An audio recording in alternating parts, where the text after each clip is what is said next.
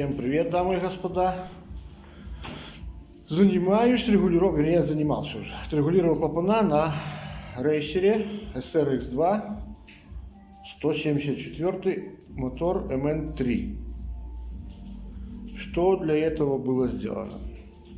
Ну, вычищен двигатель, ясное дело, сверху от всей этой грязи. Рама тоже сверху протерта, чтобы весь этот песочек не летел в открытые окошки.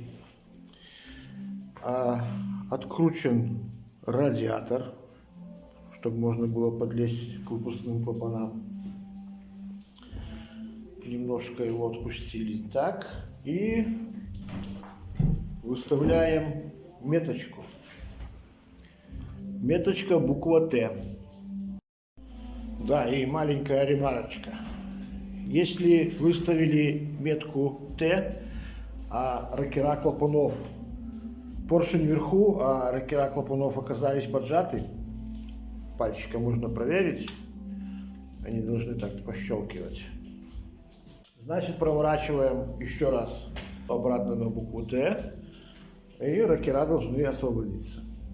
То есть это уже другой будет такт. Такт воспламенения, а не выпуска.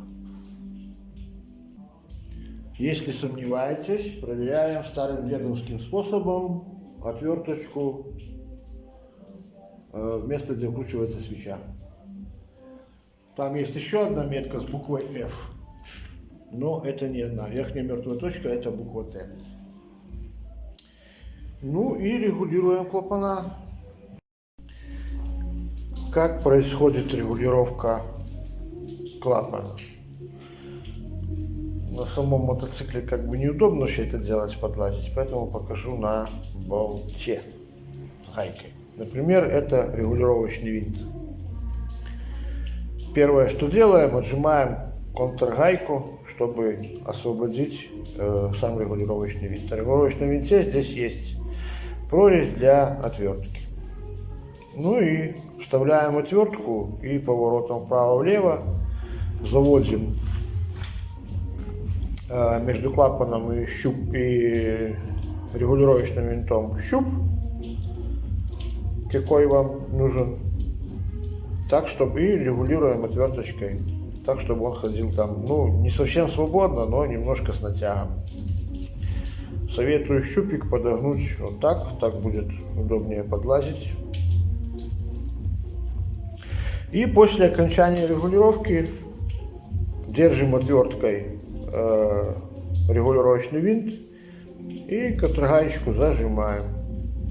После всей этой процедуры проверяем зазор. Бывает, что вместе с гайкой, когда зажимаешь, немножко поджимается и регулировочный винт.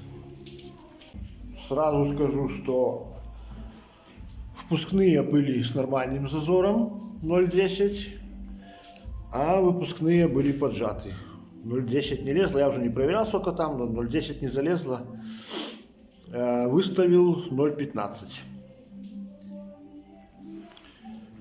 Как бы так. Ну все, сейчас будем собирать обратно.